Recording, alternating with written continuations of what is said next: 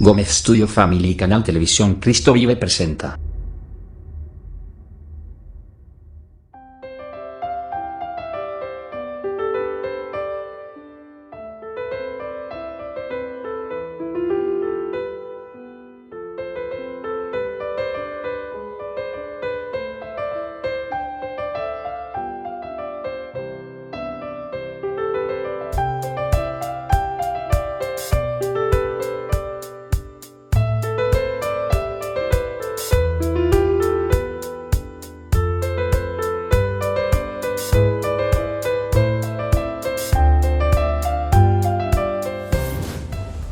Gómez Studio Family y Canal Televisión Cristo Vive presenta.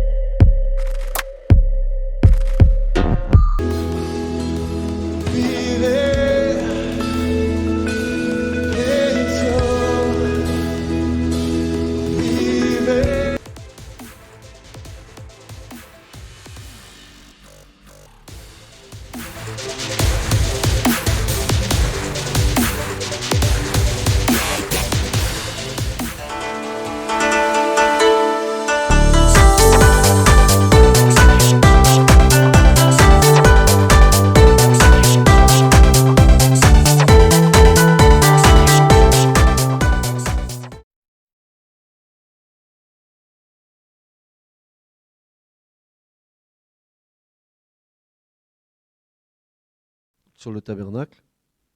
Ça a permis à certains et certaines d'avoir des réponses à des questions. Donc nous allons continuer d'avancer. Et peut-être nous rappeler un petit peu ce soir les choses que nous avons dites la dernière fois, donc vendredi dernier. Nous avons affirmé qu'il était impossible pour nous de parvenir à la justice parfaite du Père sans passer par la porte qui est le Christ. Et nous nous souvenons que la porte, c'est un type de Christ, et que les différentes couleurs des rideaux de la porte nous parlent du Seigneur, de son origine céleste, de son obéissance, nous parle aussi de l'œuvre de la croix, du sacrifice, nous parle aussi de sa royauté par la pourpre, le fin lin blanc qui est la justice imputée. Donc nous avons vu toutes ces choses la semaine dernière. J'espère que vous avez gardé toutes ces références. Maintenant, quand vous verrez la porte du tabernacle, vous saurez là-bas que prophétiquement, c'est le Christ qui accueille le pécheur. Et comme disait l'apôtre Jean, en parlant du Christ, il disait que Jésus était la porte. Il disait, je suis la porte. Pas une porte, je suis la porte. Il n'y en a pas d'autre que moi. Est-ce que c'était une suffisance de la part de Christ de dire, je suis la porte, comme qui dirait que voilà, il n'y a que lui qui peut nous faire entrer dans la présence du Père. Ça pourrait être, pour ceux qui n'ont pas l'Esprit de Dieu, ça pourrait être présomptueux. Mais en réalité, quand on connaît tout le cheminement du tabernacle, on s'aperçoit que l'affirmation du Christ est juste. Elle est nullement erronée, nullement à son profit, parce que s'il dit qu'il est la porte, en fait, il faut aussi accepter qu'il soit allé à la croix, qu'il ait été crucifié, etc., etc. Donc, il est la porte.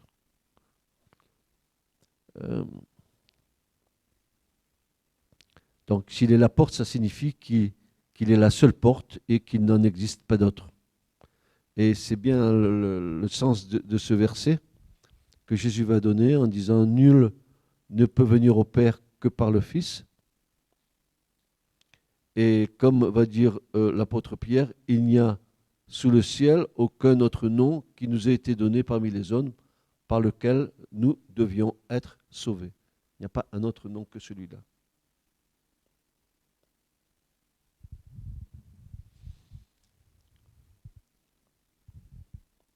Donc nous pouvons déduire que l'Israélite pécheur qui venait au tabernacle pour avoir accès au parvis, il venait selon les principes de Dieu avec l'animal à sacrifier. Nous avons vu que l'animal devait être parfait, sans défaut, tamim, et on parlait d'une perfection extérieure physique, alors que nous savons que dans la Nouvelle Alliance, on nous parle de perfection intérieure, la perfection du cœur. Et il y a une raison à cela. Quand Dieu dit que l'animal devait être sans tare, sans défaut, sans membres cassés, etc., il fallait qu'il soit vu de tous. Il fallait que l'animal soit parfait pour aller au sacrifice. S'il y avait eu un animal imparfait physiquement, il n'était pas sacrifié. Et ça me fait penser à Christ qui avant la crucifixion, quand il était à Jérusalem, l'Écriture nous dit qu'il était monté 6 jours avant la Pâque et qu'il a été observé par tout le monde dans le temple pendant 6 jours. Et les souverains sacrificateurs et les Sanhédrins voulaient lui trouver quelque chose pour le coincer, pour l'arrêter. Et ils avaient envoyé des scribes et des pharisiens pour l'observer, pour voir s'ils n'avaient pas trouvé en lui quelque chose qui pourrait les aider à le mettre hors circuit. Et tous les gens qui l'ont observé pendant ces 6 jours-là, tous ces hommes qui étaient apparemment contre lui, quand ils sont revenus auprès des autorités religieuses, ils ont dit ceci: on n'a rien trouvé en lui qui puisse être un sujet de scandale ou quelque chose. Il était parfait. Et ça me fait penser à ces 6 jours où, dans Exode 12, à la première Pâque, quand Dieu fait sortir Israël du pays de l'Égypte, où il est dit dans Exode 12 que chaque maison devait avoir un agneau d'1 an, sans tache, sans défaut, et qu'il devait rester là en présence de la famille jusqu'au 14e jour, pendant 6 jours jusqu'au 14e jour. Ça voulait dire que toute la maison, toute la famille avait cette possibilité d'observer l'animal pour voir s'il avait un problème pour le sacrifice. Eh bien, c'est exactement cette image-là que nous retrouvons dans le livre de l'Exode au chapitre 12, que nous allons retrouver dans les évangiles, où Jésus va être cet animal, cet agneau, qui va être observé et qui, par toute la famille d'Israël, en fait, et pour lequel on va dire, mais on n'a rien trouvé en lui. À partir du moment où ils ont dit ça, Jésus était prêt pour être sacrifié. Sans défaut, c'était bon, il pouvait aller au sacrifice. Alors, en disant quelque chose qui aurait pu avantager Jésus au niveau humainement, en disant mais il n'avait rien, laissez-le tranquille. En fait, pardonnez l'expression, foutez-lui la paix. On n'a rien à lui reprocher. Mais en fait, la vraie réalité, c'est que quand ils ont dit ça, c'était comme un acquiescement qui pouvait aller maintenant à la croix, être sacrifié. C'est exactement ce qui se passe en Exode 12, où cet agneau est observé. Pas de défaut, pas de tare. Il devait être âgé d'1 an, c'est-à-dire en pleine maturité. Et l'Écriture nous dit que quand Jésus est monté à la croix, il avait 33 ans et demi. Il a commencé son ministère, dit Luc, Jésus avait environ 30 ans. Et si l'Écriture nous donne ces renseignements, c'est parce que là encore, Jésus, quand il nous dit qu'il a accompli toute la loi, dans le fait même qu'il a commencé son ministère à 30 ans, faisait qu'il était en train d'obéir à la loi du Père qui disait que chaque kéhatique, chaque lévite qui devait travailler dans le sanctuaire devait être choisi à partir de l'âge de 30 ans jusqu'à 50 ans. Et Jésus vient, il commence son ministère juste à ce moment-là. Si Jésus avait commencé son ministère à 28 ans ou 27 ans, eh bien, il n'était pas en train d'accomplir la loi. Même, on va plus loin que ça, en faisant cela, il sortait de sa soumission à ses parents. Parce qu'à l'époque, la majorité, c'était ça. Après, c'est tombé à 21 ans, après, c'est tombé à 18 ans, à 16 ans, maintenant, il n'y a plus de majorité, rien du tout, quoi. Maintenant, tout est bafoué. En tout cas, tout cela nous montre bien que le Christ, quand il dit tout est accompli à la croix, c'est que dans les moindres détails de la loi, il a tout accompli. Et c'est pour ça que ça peut nous rassurer. C'est pour ça que ça nous donne une foi inébranlable. C'est qu'on se dit, mais il a vraiment accompli, il ne manquera pas un iota, un petit iode. Rien, il ne manquera rien du tout parce qu'il a tout accompli. Alors vous dites, oh, 30 ans, ça n'a pas d'importance. Si, ça a une importance. Parce que ces 30 ans, c'était l'âge du début d'un serviteur dans le temple. De 30 ans jusqu'à 50 ans, vous trouverez ça dans le livre des Nombres. Tous les Kéhatites qui servaient dans le lieu saint, dans le lieu très saint, ils commençaient leur service dans le tabernacle ou dans le temple à partir de 30 ans jusqu'à 50 ans. Donc vous voyez, le Christ, qui allait rentrer en présence du Père, il était comme un Kéhatite, lévite, qui prenait son service à l'âge de 30 ans, et c'est à compter de 30 ans qu'il a commencé à prêcher l'évangile. Pas avant. Il n'a pas prêché l'évangile tant que il n'a pas été baptisé par Jean-Baptiste, tant qu'il n'a pas été tenté dans le désert pendant 40 jours, jusqu'à ce qu'il en sorte vainqueur. Et là, on voit dans Luc, il nous est dit que Jésus, après avoir été tenté par le diable, et le diable le laissant pour un peu de temps, il revint en Galilée dans la puissance du Saint-Esprit, et il commença à annoncer l'évangile en disant « Repentez-vous et convertissez-vous, confessez vos péchés ». C'est le message de Jésus. C'est seulement ça que Jésus a dit. Convertissez-vous, repentez-vous, confessez vos péchés. Regardez dans Luc, vous allez voir, et dans Matthieu, c'est exactement le message pour rentrer dans le royaume de Dieu.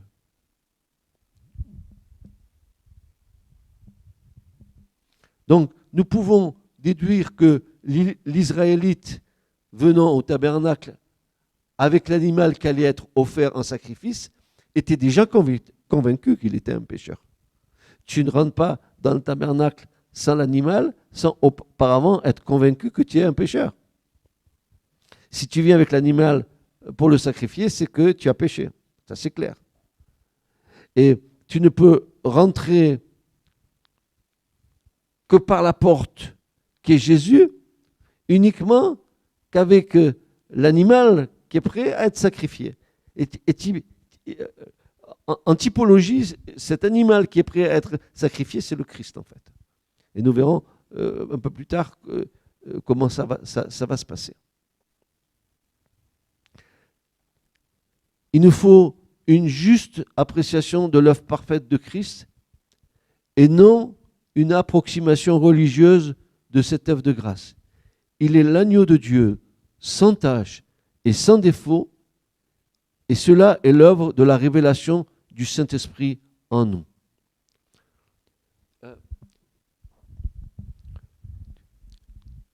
Tu ne peux aimer Jésus. Je ne sais pas comment je vais vous dire ça.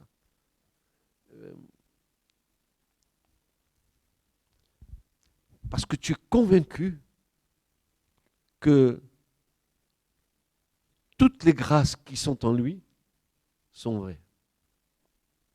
Il n'y a rien en Christ qui ne soit pas en harmonie avec la parole de Dieu. Il n'y a rien. Et je ne parle pas simplement en harmonie dans la nouvelle alliance. Je parle en harmonie avec l'ancienne alliance. Par exemple, ce passage magnifique du chapitre 53 d'Ésaïe, qui nous parle de Christ comme étant la brebis muette comme un abattoir. Il a porté nos péchés, il s'est fait pécher pour nous. Le châtiment qui devait tomber sur nous est tombé sur lui. Ésaïe 53 est une prophétie extraordinaire de l'œuvre de la croix. C'est 600 ans avant le Christ. Et pourtant, cette prophétie va se réaliser point par point sur le Christ. Le Christ, qui est dans le nom, la signification, c'est le oint. C'est le mot grec. Mais le mot hébreu, c'est Mashiach, le Messie, qui est aussi pareil, qui est celui qui est oint, le Sauveur. Donc, il y a, pour que Christ soit vraiment formé dans nos cœurs, pour que Christ grandisse dans nos vies, il faut que ce qui nous est parlé de Christ dans l'Écriture devienne une réalité de conviction de foi en nous. À cette seule condition, nous allons le voir grandir en nous. Ça veut dire, oui, je crois qu'il est l'agneau de Dieu qui ôte le péché du monde. Quand Jean-Baptiste dit, voici l'agneau de Dieu qui ôte le péché du monde, c'est le même agneau qui va rentrer dans le tabernacle et qui va ôter le péché de l'Israélite, parce que cet agneau va mourir à la place de l'Israélite. De même que Jésus est mort à notre place. Pareil.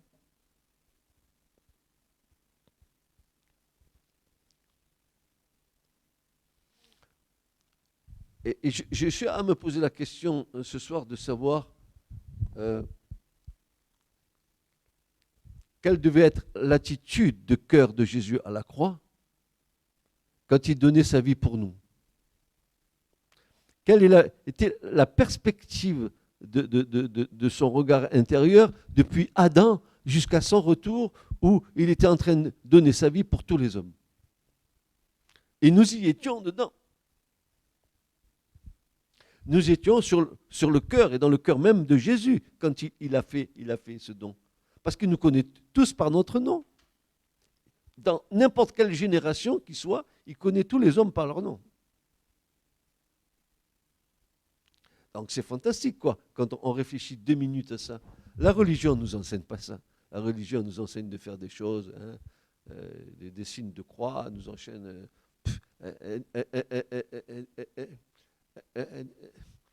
La religion ne nous communique pas la foi, elle nous communique des rites religieux dans lesquels personne ne se retrouve parce que personne ne comprend rien à ces rites.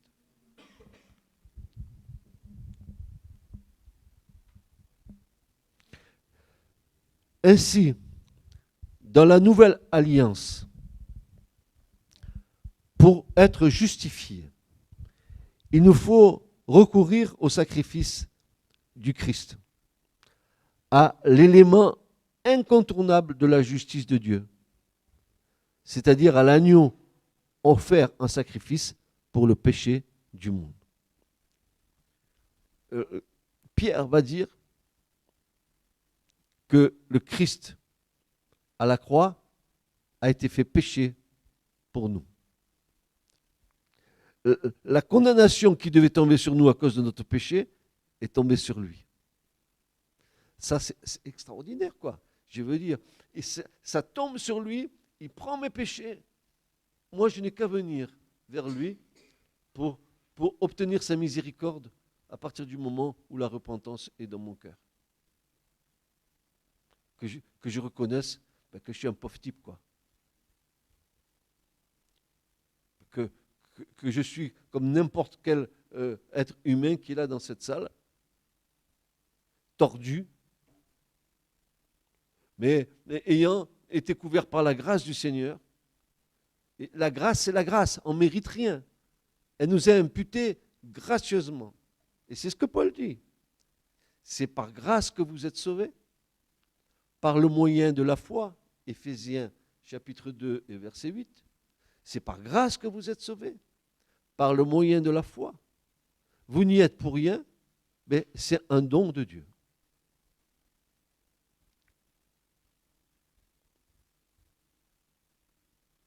Je répète, c'est par grâce que nous sommes sauvés, par le moyen de la foi. Nous n'y sommes pour rien. C'est un don de Dieu. Et quel est ce don de Dieu? Christ à la croix. Oui. C'est ça le véritable don de Dieu.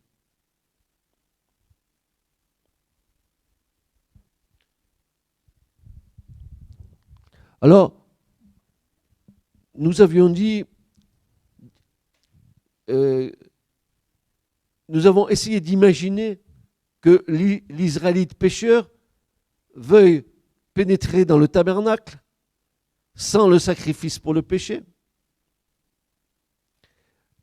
évitant soigneusement l'autel, je passe à côté, évitant soigneusement la cuve des reins, je passe à côté du baptême, et voulant suivre Jésus. Impossible. Impossible. Dès que tu es dans le parvis de Dieu, tu es sous le regard de la justice de Dieu. Là, c'est un choix que tu dois faire. Si tu prends Christ comme ton avocat, si tu le prends comme étant cet agneau qui ôte ton péché, en retour, Dieu t'impute sa justice à lui. Il te dit, oui, tu es pécheur, ok. Mais voilà que l'agneau là, l'agneau de Dieu qui ôte le péché du monde, celui que tu confesses de ta bouche et que tu crois dans ton cœur, a pris ton péché pour toi. Il a été fait péché pour toi, pour moi. Il a pris ton péché. Maintenant, tu viens à lui. Tu demandes pardon. Tu te repens. Tu confesses tes péchés. Dieu te fait miséricorde. Et la justice du royaume t'est imputée.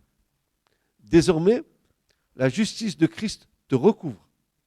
Et Dieu ne te voit plus comme tu étais avant. En te voyant, il voit Christ en toi.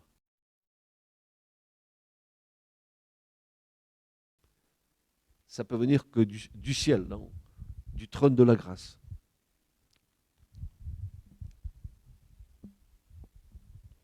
Que va-t-il se passer? D'abord, souvenons-nous ce que nous dit Jean dans la première épître, en son chapitre 5. Oui, vous vous rappelez qu'il fallait que nous réunissions les 3 témoignages en nous. Le témoignage du sang, le témoignage de l'eau et le témoignage de l'esprit. 1 Jean 5. 5, et les versets, je vais vous les donner. C'est à partir du verset 15. 6. Oui, alors 6. Oui, voilà, 6 à 12. Voilà. Ils sont 3 qui rendent témoignage, le sang, l'eau et l'esprit, et les 3 sont d'accord pour rendre un même témoignage. Celui qui a le Fils a la vie, celui qui n'a pas le Fils n'a pas la vie.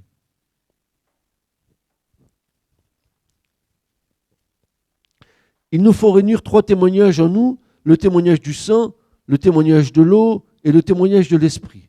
Vouloir le témoignage de l'esprit sans passer par celui du sang et de l'eau est la pire des utopies. Seuls les Lévites étaient habilités à pénétrer dans les lieux saints. Eux, lors de leur investiture, réunir ces témoignages en eux. Et si vous voyez comment les Lévites ont été consacrés, 7 jours, ils sont restés dans le tabernacle, et pendant 7 jours, n'est-ce pas, ils ont été mis au bénéfice de l'onction, du sang et de l'eau. Donc, c'est assez extraordinaire. Et ceux qui servent Dieu, les serviteurs de Dieu, et nous sommes tous des serviteurs du Seigneur et des servantes du Seigneur, pour servir le Seigneur, il nous faut rentrer dans cette dimension des 3 témoignages. Pourquoi? Parce que ces 3 témoignages reflètent en nous toute la justice de Dieu sur nous. Souvenez-vous ce que Jésus a dit à son baptême par Jean-Baptiste. Il va dire quelque chose d'étonnant. Il va dire, il faut que nous accomplissions toute justice. Pourquoi Jésus a dit cela? Je m'en suis déjà expliqué la semaine dernière. Simplement de vous rappeler qu'il fallait qu'à ce moment-là, que quand Jean-Baptiste allait le baptiser au Seigneur, qu'il y ait un acte fort, scellé. Et cet acte a été scellé par qui? Mais par le Père. On a entendu la voix du Père qui a dit « Celui-ci est mon Fils bien-aimé en qui j'ai mis toute mon affection ». Et le témoignage de Yona, la colombe, le Saint-Esprit qui est venu sous forme d'une colombe sur Jésus. Donc, la divinité était là au complète, attestant que ce que Jésus était en train de faire était un acte que Jésus posait, n'est-ce pas, pour la rédemption des hommes.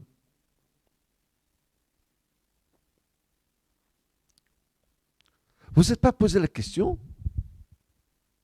Vous croyez que Jésus s'est mis dans l'eau et que Jean-Baptiste l'a immergé uniquement parce que l'autre, il baptisait pour un baptême de repentance, que Jésus a voulu faire comme les autres?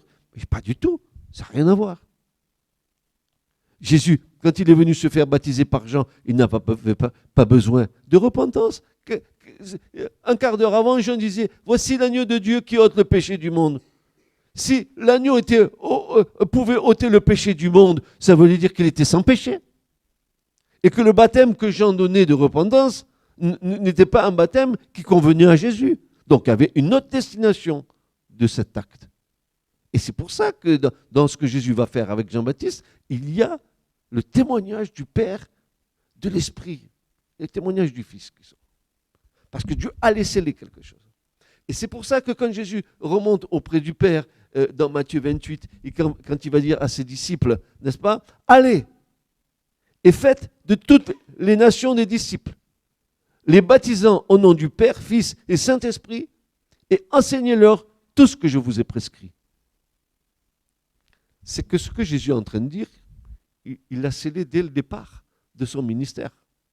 Baptisez-les, c'est parce qu'il a montré l'exemple. Et nous, on est baptisés en Christ quand on va dans l'eau et qu'on ressort de l'eau. L'Écriture nous dit, vous tous, comprenez bien ce que l'Écriture dit, vous tous qui avez été baptisés en Christ, vous avez revêtu le Christ. Galates. Vous tous qui avez été baptisés en Christ, vous avez revêtu le Christ. Je vous donne la référence. Galates.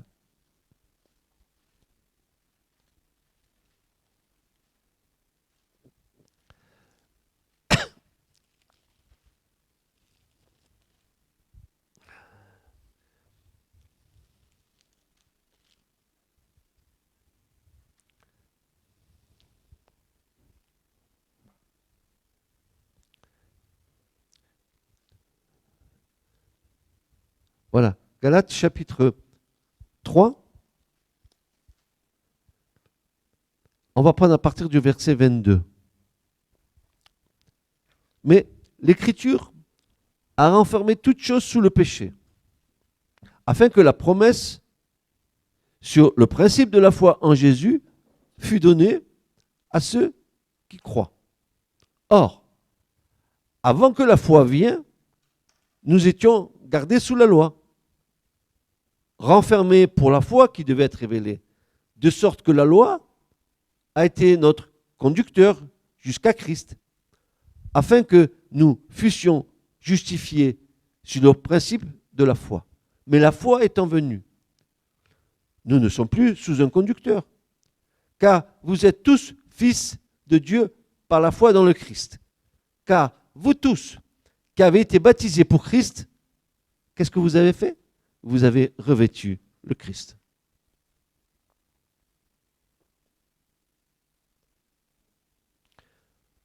Et à la fin du verset, il dit, vous êtes un dans Christ Jésus. Donc il faut bien comprendre que les actes qui sont posés, quand nous allons faire un service de baptême bientôt dans l'église, quand vous allez voir les personnes qui vont être immergées dans l'eau, bien sûr qu'on va se réjouir de voir qu'une personne prend le baptême et s'identifie par ce baptême à la mort, à l'ensevelissement, à la résurrection de Christ. Je me réjouis. Je suis mort et je suis ressuscité avec lui. Alléluia. Donc, c'est un acte que Jésus a posé avant même qu'il puisse mourir et être ressuscité. Mais il fallait que ce témoignage soit donné. Pourquoi? Parce qu'il fallait que ce témoignage soit réuni. Il est venu par l'Esprit. Il a eu le témoignage de l'eau. Maintenant, il va au témoignage du sang, Golgotha. Et nous, quand nous rencontrons le Christ, nous recevons le témoignage du sang, la croix. Première station, l'autel, dans le parvis. Puis le baptême, dans le parvis, la cuve des reins. Puis les lieux saints, là où il y a l'Esprit. Exactement pareil. Jésus, et je vous le dis parce que ça, c'est quelque chose que Dieu m'a montré, personnellement. Jésus est descendu vers nous pour nous faire monter vers le Père. Mais avec les trois mêmes témoignages. Il est venu par l'Esprit, par l'eau et par le sang, et nous montons vers le Père par le sang, par l'eau et par l'Esprit. Je dis ça, c'est moi qui le dis, il est descendu pour mieux nous faire monter.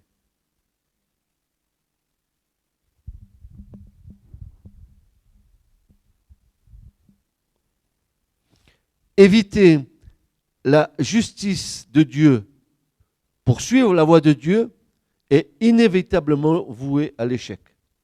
Ne pas passer par la croix et essayer de suivre Jésus est une perte de temps engendrant bien des combats.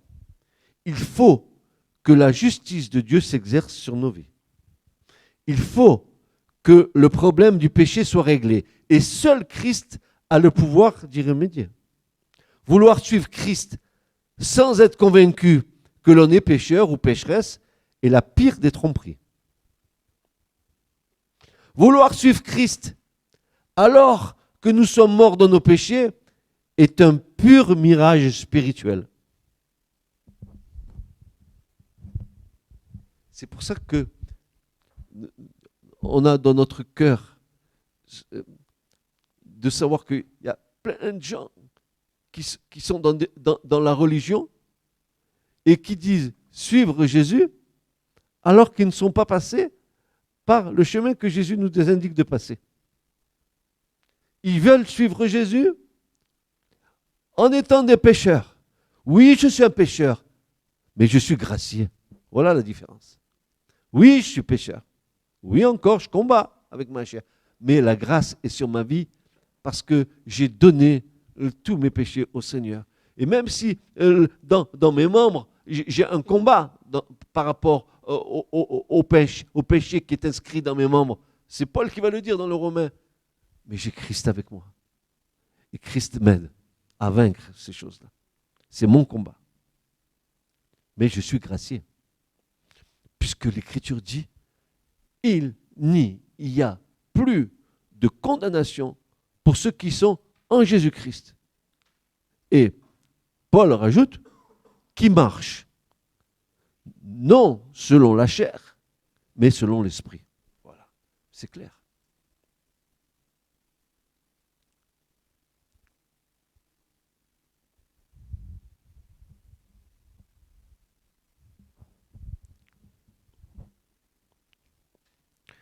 Tout départ d'une vie nouvelle passe par la croix.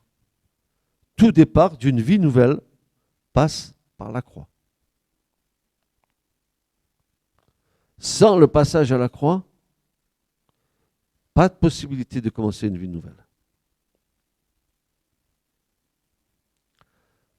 Alors, maintenant, nous avons vu la porte, maintenant il y a l'enceinte. L'enceinte, elle fait tout le tour du tabernacle, bien sûr.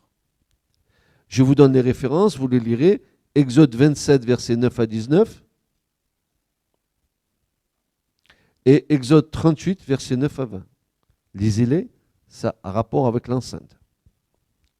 Ces dimensions, c'est 25 mètres de large sur 50 mètres de long. C'est pas énorme. Qu'est-ce que c'est que ce tabernacle ? Le Dieu de l'univers qui est dans un petit bout de terrain, quoi. Lui qui a créé l'univers entier, les galaxies, les milliards de galaxies et de soleils, Dieu l'habite dans un petit truc, pas très gras, 50 sur 25. Hein? Exode 27, versets 9 à 19, et Exode 38, versets 9 à 20. 38.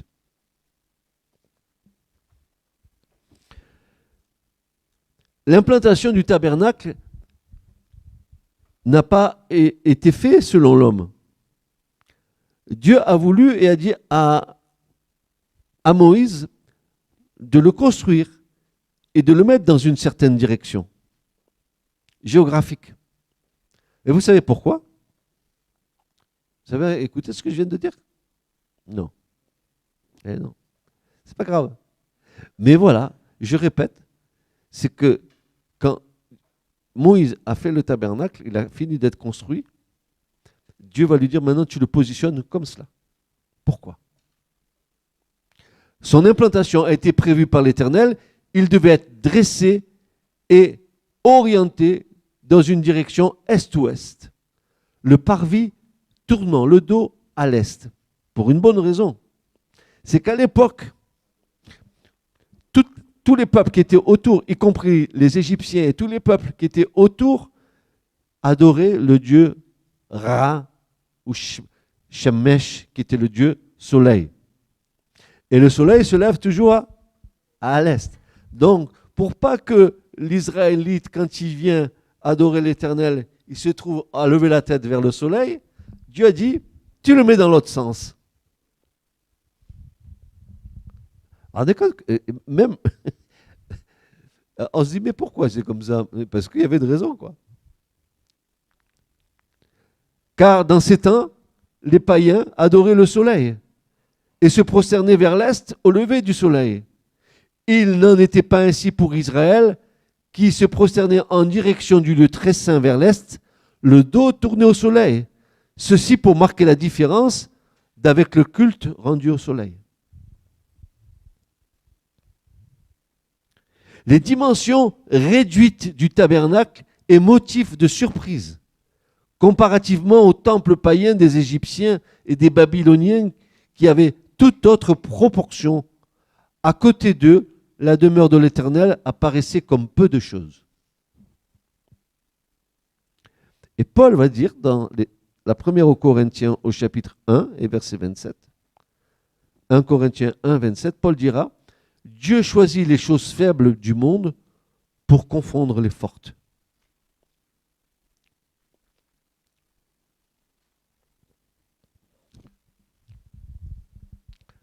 Vous vous souvenez ce que dit le prophète Ésaïe concernant, dans son chapitre 53, concernant le Messie? Il va dire ceci, il n'avait rien pour attirer nos regards. Ça veut dire que le tabernacle de Dieu n'avait rien pour attirer le regard. Et nous verrons dans sa construction, sur les tentes, avec les peaux de dauphin qui sont grises, ça aurait pu être des trucs brodés d'or, etc. Non, non, pas du tout. Le tabernacle de l'extérieur n'avait rien pour attirer le regard. Et Jésus, dans son humanité, il n'avait rien pour attirer le regard. Mais, dit Paul, en lui habitait toute la plénitude de la divinité corporellement. Rien pour attirer le regard. Jésus, il n'était pas la star des télés. Hein. Il voulait qu'on le suive uniquement par la puissance et l'amour qu'il dégageait. Quoi. Et partout il passait, il faisait du bien, guérissant les malades, ressuscitant les morts, donnant à manger aux foules avec simplement quelques pains, quelques poissons, nourrissant 5000 personnes. Et Jésus, non mais, vous vous rendez compte ce que le Seigneur a fait? Et pourtant, c'était un juif. Je ne crois pas que dans son humanité, il était autrement qu'un juif avec les cheveux bruns, parce qu'on le montre blanc avec les yeux bleus. Mais c'est faux. Jésus, c'était un vrai juif. Peut-être même comme un arabe, parce que c'est des cousins. Il est venu au milieu des siens. Il est venu au milieu du peuple d'Israël que son père avait créé. Alors, quand on voit Jésus de Nazareth, les films à grand spectacle, et tu vois Jésus faire des miracles, tu vois les yeux bleus, les cheveux blonds comme ça, tu vois, c'est n'importe quoi. C'est Hollywood.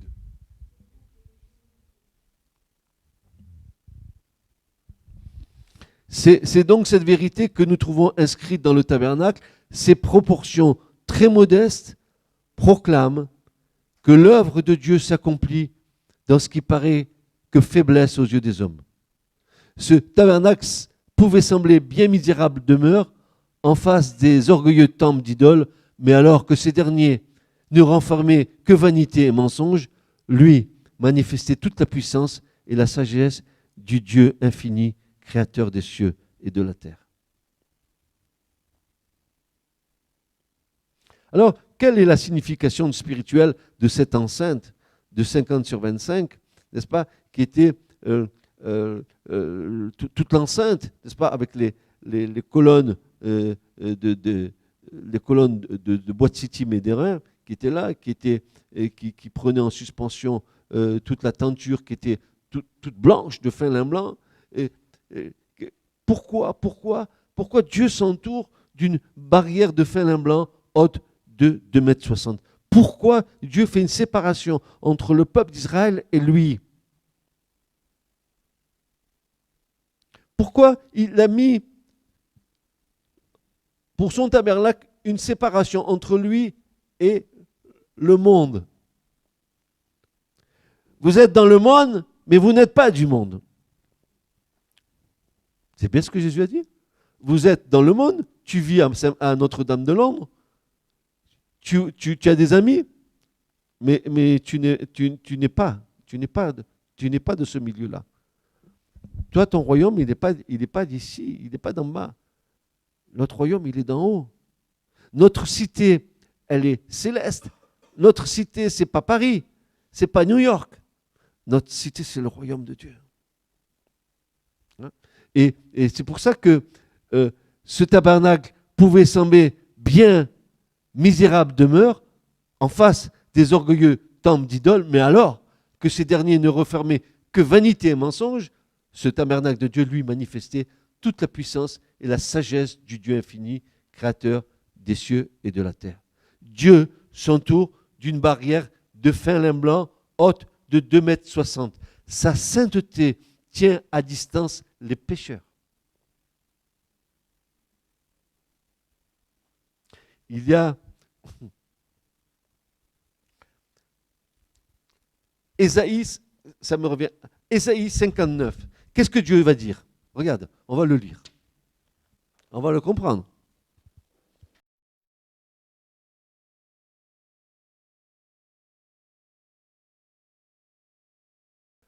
Voici. La main de l'Éternel n'est pas devenue trop courte pour délivrer, ni son oreille trop appesantie pour entendre. Mais vos iniquités ont fait séparation entre vous et votre Dieu, et vos péchés ont fait qu'il a caché de vous sa face pour ne pas écouter. Dieu a fait une séparation entre l'homme et lui, à cause de sa sainteté. Car rien d'impur ne peut rentrer dans quelque chose qui est pur. Et c'est pour ça qu'il y a cette séparation entre Dieu et les hommes. Mais on va pouvoir entrer à l'intérieur si on passe par la porte. Dieu ne se coupe pas définitivement de nous. Tant qu'on est dans le péché, il y a une séparation entre lui et nous. Mais dès que nous prenons la porte et que nous passons par la porte qui est Jésus, alors nous avons accès auprès de lui. La porte n'est pas irrémédiablement fermée. Mais elle est fermée aux pécheurs non repentants. Par contre, le pécheur repentant, la porte s'ouvre. Et tu peux rentrer dans la présence du Père. Une seule porte y donne accès et nous dit que Jésus est l'unique porte par laquelle l'homme pécheur peut pénétrer en présence de Dieu. Cette porte aux couleurs du tabernacle est visible de loin et invite tous les hommes à venir. Tous. Cette porte aux couleurs du tabernacle est visible de loin et elle invite tous les hommes à venir. Elle conduit les pécheurs sur le chemin vers Dieu. C'est ce que j'appelle moi le chemin de la foi.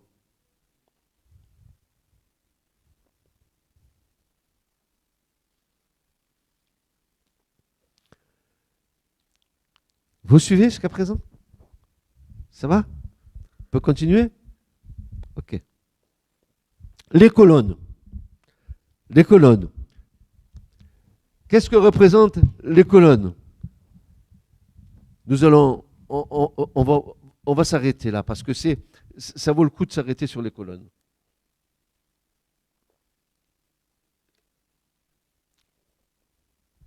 Nous avons vu qu'il y avait le bois de Sittim, que tout était fait en bois de Sittim, et que selon l'endroit où on se trouvait, soit les colonnes étaient revêtues d'airain, soit elles étaient revêtues d'argent, qui est le symbole du rachat et de la rédemption, soit elles étaient revêtues d'or, qui est le symbole de la gloire et la glorification. Lieu très saint. L'argent, lieu saint, parvis, l'airain. L'airain, c'est toujours le symbole de la justice de Dieu, nous allons le voir. Donc, nous nous trouvons au parvis. Et au parvis, nous trouvons le bois de Sittim et l'airain. Alors, il nous est parlé de colonnes.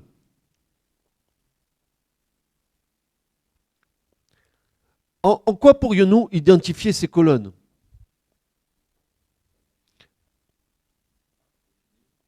Oui, des piliers, mais qu'est-ce qu'elles typifient? Alors, on va par exemple prendre 1 Timothée 3,15, où il est dit ceci. 1 Timothée chapitre 3, verset 15. Mais si je tarde, dit Paul, afin que tu saches comment il faut se tenir dans la maison de Dieu. Qu'est-ce que c'est que la maison de Dieu pour Paul? C'est quoi? C'est l'Église. Il lui dit, afin que tu saches comment il faut se conduire dans la maison de Dieu, qui est l'assemblée du Dieu vivant. Et quelle est-elle, cette assemblée? Elle est la colonne et le soutien de la vérité.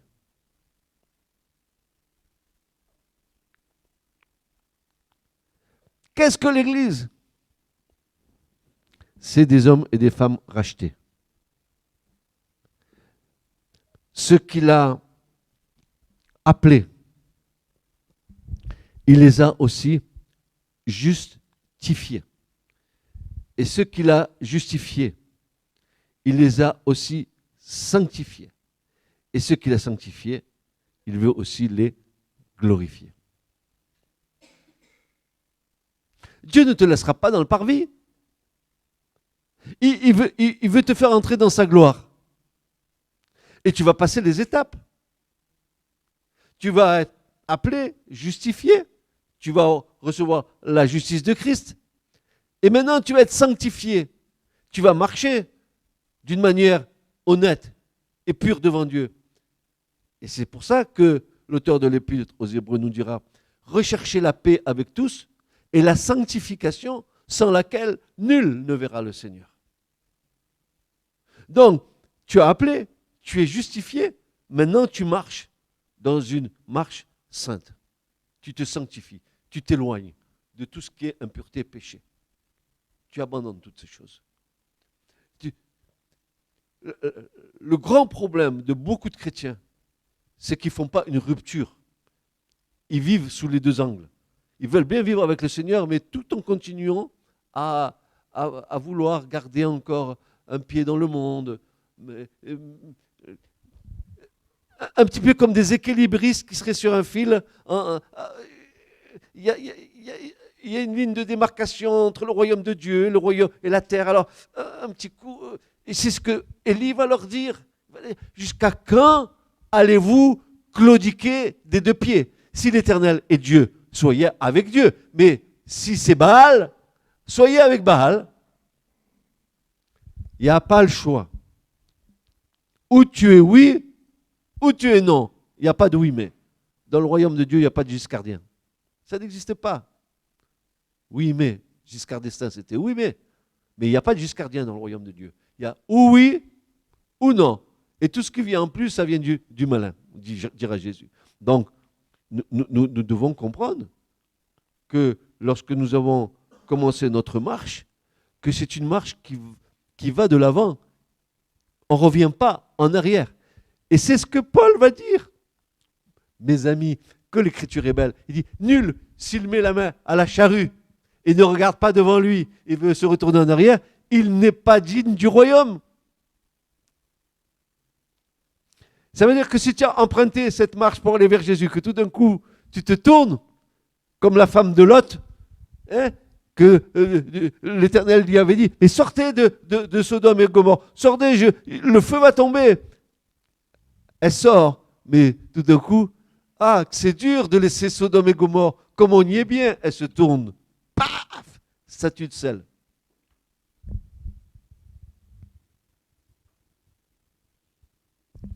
On ne se moque pas de Dieu. Ce que l'homme aura semé, aussi, il le récoltera. Mais c'est une loi. Si tu sèmes pour la paix, tu vas récolter la paix. Si tu sèmes pour la colère, tu vas récolter la colère. C'est un principe spirituel. Si tu sèmes pour la foi, tu vas récolter la foi. Si tu sèmes pour la paix, tu récolteras la paix.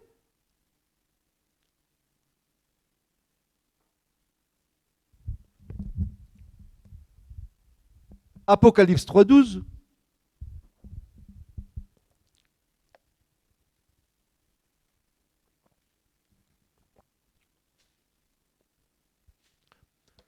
Vous voulez avoir une place? Regardez ce que Jésus dit. Celui, Apocalypse 3,12, celui qui vaincra, je ferai une colonne dans le temple de mon Dieu. Il n'en sortira plus jamais dehors, et j'écrirai sur lui le nom de mon Dieu et le nom de la cité de mon Dieu, de la nouvelle Jérusalem qui descend du ciel auprès de mon Dieu, et mon nom nouveau. Mais qu'est-ce qu'il fera de nous, le Seigneur? Une colonne. Où? Dans le temple de mon Dieu.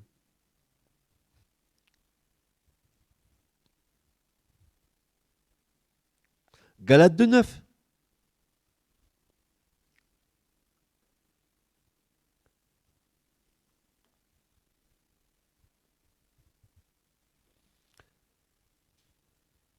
Et ayant reconnu la grâce qui m'a été donnée, dit Paul, Jacques et Céphas, c'est-à-dire Pierre, et Jean, qui étaient considérés comme étant des colonnes, me donnèrent à moi et à Barnabas la main d'association, afin que nous allassions vers les nations et eux vers la circoncision. Ils étaient des colonnes. Qui? Eh bien, Jacques. Qui? Pierre. Qui? Jean, les trois apôtres. Ils étaient des colonnes. Dans quoi? Ben, dans l'église du Seigneur. Et Paul va devenir cette colonne. D'un côté, Jean, Jacques et Pierre vont aller vers ceux de la circoncision, c'est-à-dire vers leurs frères juifs, alors que Paul, lui, il va prendre ceux de l'incirconcision, c'est-à-dire toutes les nations. C'est pour ça que Paul va faire 3 voyages missionnaires qui va l'amener pratiquement au bout de la terre et qui va évangéliser pratiquement tout le monde de l'incirconcision, des païens. Vous et moi, nous sommes mis au bénéfice de l'œuvre d'évangélisation de Paul. Ne l'oubliez jamais.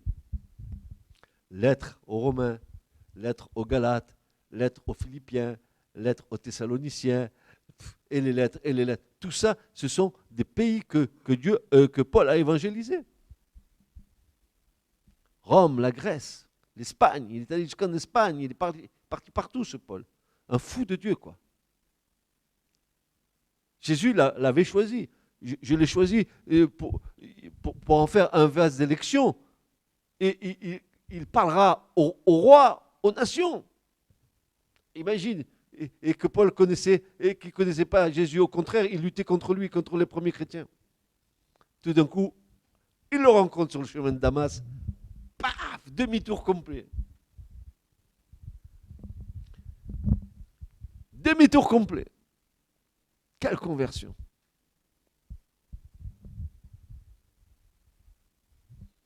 Jérémie 1, 18. Et moi, voici,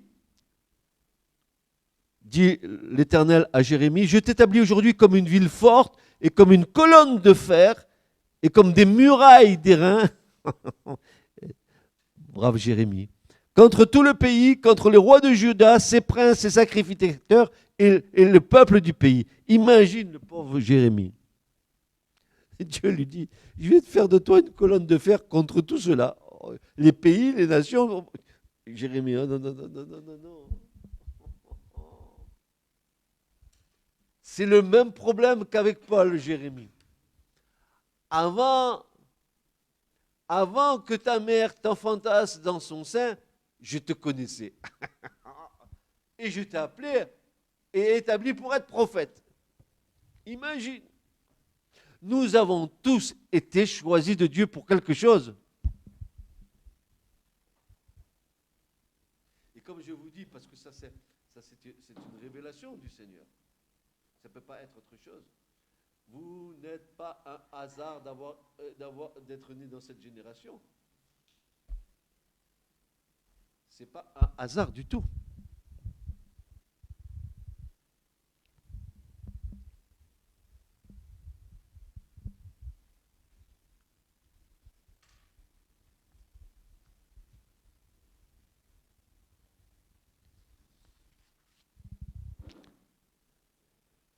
Cependant, chacune de ces colonnes est précieuse aux yeux de Dieu, car elles sont recouvertes par la justice de Christ, par les reins. Si, écoutez bien cela, si nous représentons chacun d'entre nous une colonne, écoutez bien, c'est Jésus-Christ qui doit être vu dans notre vie et non nous être vus. C'est Christ qui doit être vu dans nos vies et pas nous. Ce n'est pas moi qui vis, c'est Christ qui vit en moi. Et il doit être vu de tous en moi. Pourquoi ? Parce que je suis une colonne. Une colonne revêtue des reins de la justice de Christ. Et Paul dira aux Colossiens, au chapitre 3, pour illustrer ce passage, et verset 3, il va dire ceci. Car vous êtes morts et votre vie est cachée avec Christ en Dieu. Colossiens, chapitre 3, verset 3, où il est dit, par la bouche de Paul, car vous êtes morts et votre vie est cachée avec Christ en Dieu.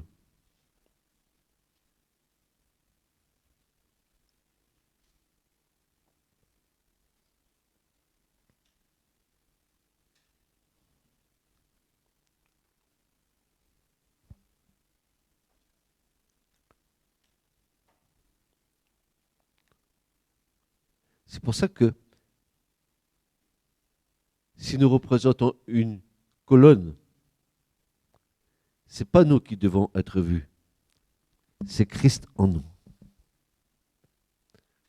Ce n'est plus moi qui vis, c'est Christ qui vit en moi.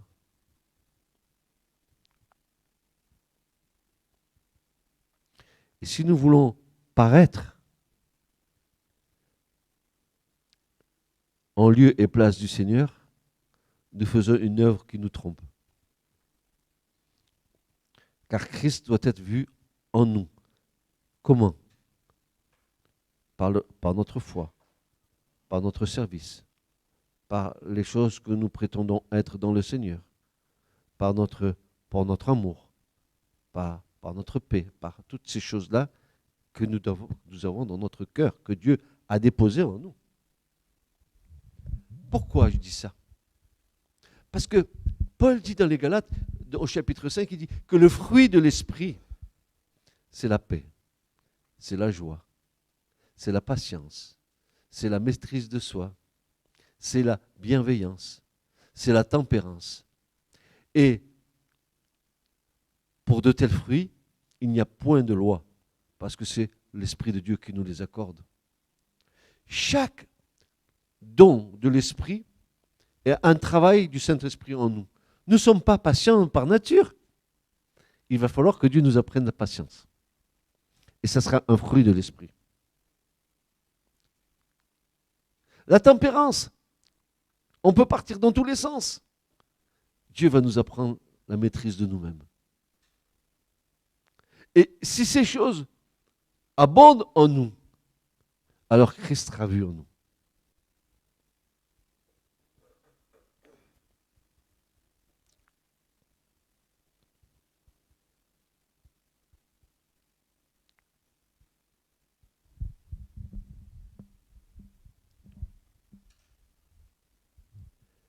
Les colonnes reposent sur la solidité, la puissance et la résistance, autant de qualités qui se trouvent dans le Seigneur. Oui, Paul va dire par exemple en Éphésiens 2, versets 20 à 22, chapitre 2, versets 20 à 22, ayant été édifié sur le fondement des apôtres et des prophètes, Jésus-Christ lui-même étant la maîtresse pierre du coin, en qui tout l'édifice bien ajusté ensemble croit pour être un temple saint dans le Seigneur, en qui vous aussi, vous êtes édifiés ensemble pour être une habitation de Dieu par l'Esprit. Frères et sœurs, ce soir, je voudrais vous faire comprendre quelque chose qui est très important. Nous sommes des pierres vivantes. Oui ou non? Et l'édifice dans lequel Dieu habite, en réalité, c'est toutes les pierres vivantes que nous sommes, qui sont superposées les unes sur les autres pour faire un temple en esprit pour Dieu. Est-ce que je m'exprime bien? Oui. Pourquoi? Parce que ce n'est pas moi qui le dis, c'est Pierre qui le dit. Voyons voir ce que Pierre nous raconte.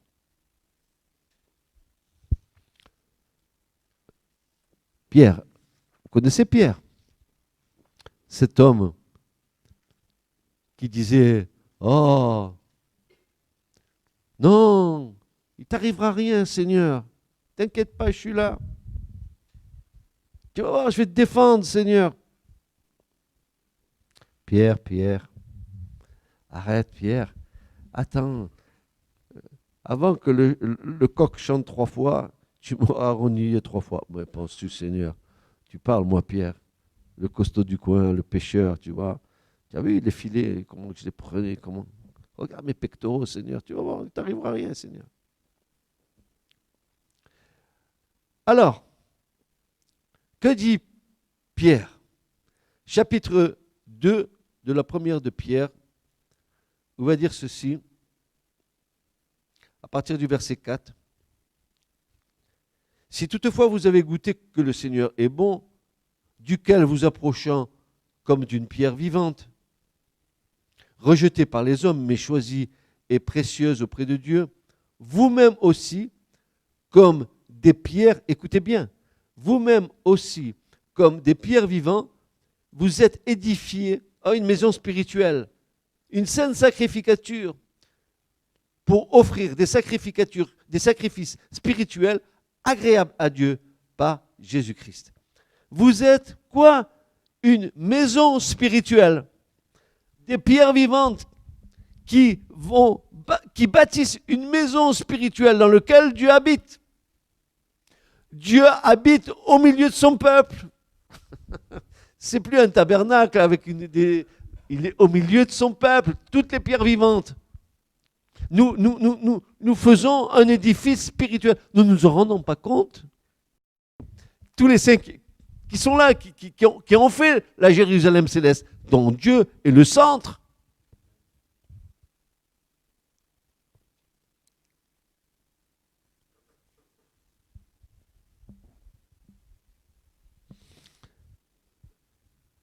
Comme des pierres vivantes,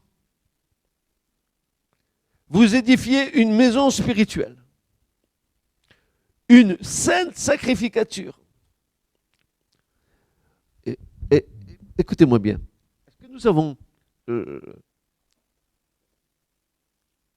conscience que nous sommes une sainte sacrificature?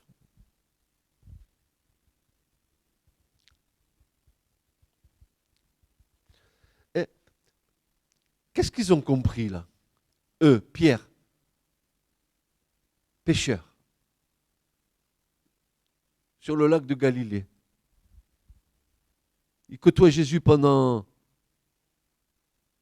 3 ans et demi de son ministère plein, parce qu'il le connaissait avant. Et regardez ce qu'il dit, cet homme, un Galiléen. Qu'est-ce qui peut sortir de bon de Galilée? C'est dans les Actes des Apôtres, ils disent que les Galiléens sont des gens illettrés. Qu'est-ce qu'il écrit là, ce Pierre? D'où il sort ça? Si ce n'est pas l'Esprit de Dieu. D'où il peut sortir ça? Mais vous comprenez, il dit, vous êtes une maison spirituelle. Vous êtes édifiés, où Dieu est le centre de la maison que vous êtes en train de bâtir au cours des générations. Tous ceux qui auront cru en Christ bâtissent une maison. Je ne connais pas les dimensions, s'il existe des dimensions dans le spirituel, comment sera cette maison. Mais ce que je sais, c'est que toutes les pierres vivantes que nous sommes édifiées en une maison spirituelle dans lequel Dieu demeure. Une sainte sacrificature, consacrée à l'Éternel.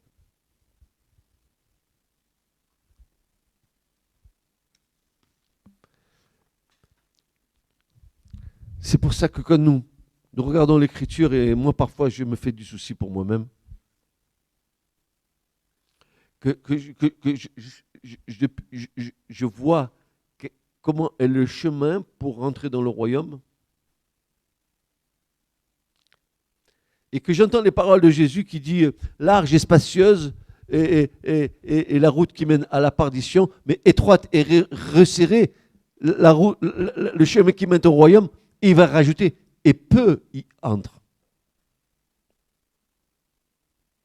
Alors moi, je me fais du souci pour moi. Peu y entrent. Est-ce que Dieu, il a mis des choses qui soient au-delà de nos forces? Non, c'est pas vrai. C'est que nos cœurs sont partagés. Non, ce n'est pas vrai. Les choses ne sont pas trop hautes. C'est nous qui les rendons hautes.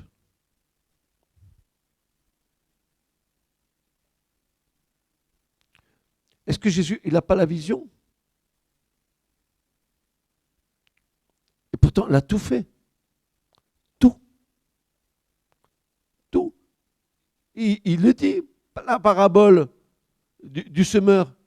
Un semeur vint, il a jeté sa semence sur un terrain. Ce terrain était rempli de cailloux, et il y avait des ronces, et il y avait des épines. Et alors, ces différents types de croyants, les uns, ils vont la recevoir avec joie, seulement les plaisirs de la vie, etc. Hop, la semence leur est arrachée du cœur. Hein, ils vont se réjouir pendant un temps devant Dieu, et puis hop, les épreuves de la vie revenant, à nouveau, ils se séparent de Dieu.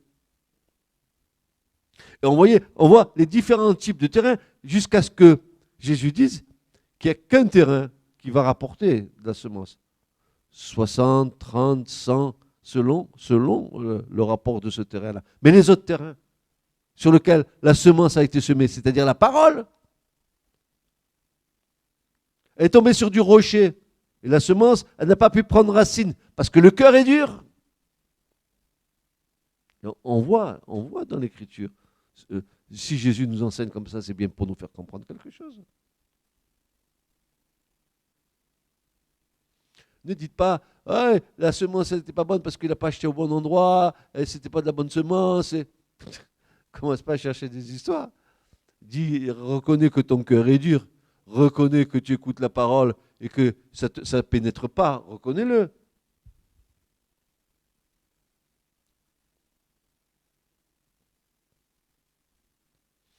En attendant, Jésus nous avertit que le chemin est étroit et resserré. Et nous avons des responsabilités, vous et moi, hein, dans le fait que nous sommes tous des parents avec des enfants, etc.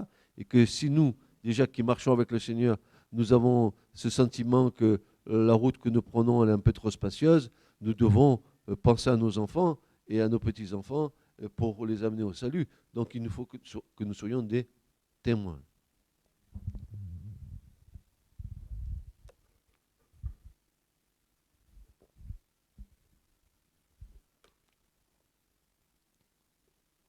Le témoignage de l'esprit, c'est quelque chose d'important.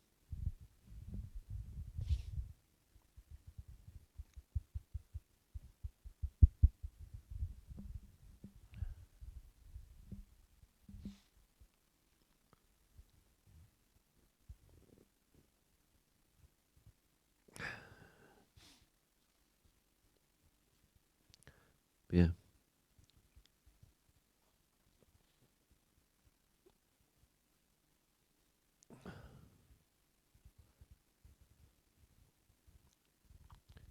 Les colonnes, on s'appuie dessus.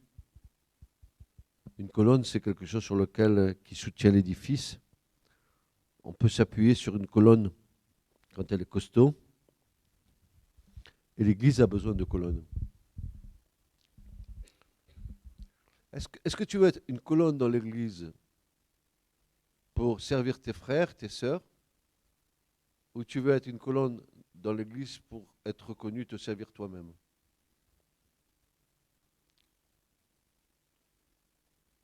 Il y a une différence entre les deux.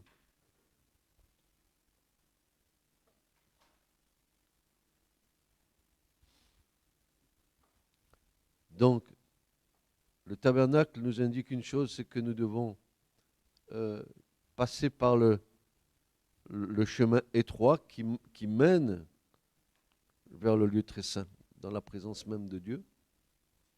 Et que cette présence-là, nous devons la rechercher, mais le chemin sur lequel nous marchons n'est pas un chemin large dans lequel on peut dire je suis le Seigneur et en même temps je fais ma vie. Bien sûr que tu fais ta vie, tu travailles, tu manges, mais tu le fais avec le Seigneur.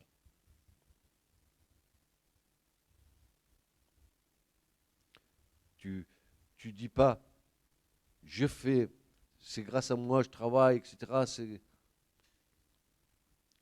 Bien sûr que tu es bon, bien sûr que tu sais bien faire ton boulot, mais s'il n'y avait pas Dieu pour t'ouvrir les portes, qu'est-ce que tu ferais?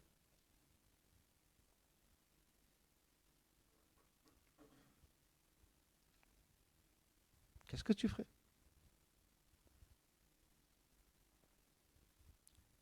Quand tu remets ta vie, ta famille, tes enfants dans les mains du Seigneur, tu peux t'attendre à un moment donné de voir la bénédiction se manifester à toi. Ben oui. Nous avons tous des enfants et tous des petits-enfants et nous voudrions tellement les voir au Seigneur et ils sont dans le monde en train de goûter aux joies du monde, hein, en train de se polluer, de se pervertir avec le monde. Après, ils viennent chercher du secours auprès de Dieu. Hein. Alors, qu'est-ce que tu vas leur dire? Dieu veut bien les bénir, mais le fils prodigue, quand il est revenu, il a dit quelque chose qui était important. J'ai péché contre le ciel et contre mon Père. Attention, voilà la repentance. J'ai péché contre le ciel et contre mon Père. À ce moment-là, il y a une possibilité de se réconcilier avec Dieu. Parce que Dieu ne ferme pas la porte. Il veut que tous les hommes soient sauvés. Mais il nous a montré le chemin par lequel nous pouvons être dans sa présence.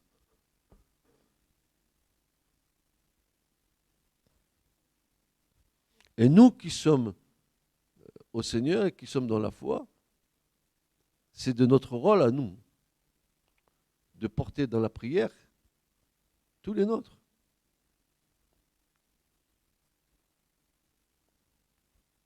Qu'ils soient tordus ou pas tordus, Dieu les aime. Il aime toute sa création de toute éternité. Donc, nous, on fait exception des gens. Parce que c'est notre péché qui nous rend complètement pourris. Mais Dieu, non. Non. Dieu, dit Jean, a tant aimé le monde qu'il a donné son Fils unique, afin que quiconque croit en lui ne périsse point, mais qu'il ait la vie éternelle. Donc nous comprenons bien que le plan de Dieu, c'est qu'aucun homme ne se perde. Et nous qui prétendons être dans la foi, est-ce que nous prions pour eux? Est-ce que nous voulons les voir sauvés? Ou alors, il n'y a que notre salut qui nous intéresse? Bon, moi, je veux bien être sauvé, que les autres, ils se débrouillent. Hein, chacun pour sa peau. Hein, on verra bien au bout. Non, c'est pas comme ça que ça marche. C'est que ta foi, elle va couvrir ta famille. Que ta foi, elle va être active, parce que ta foi va t'amener à prier pour les tiens. Ta foi va t'amener à pleurer. Ta foi va t'amener à jeûner. Ta foi va t'amener à intercéder. Ta foi va t'amener à demander pardon. Et ta foi, elle va te conduire. Voilà, ben que la marche dans ce tabernacle, on n'a même pas encore commencé à rentrer dedans, mais quand on y sera dedans, quand on verra l'autel et tout ça, vous verrez comment le plan du Seigneur est parfait.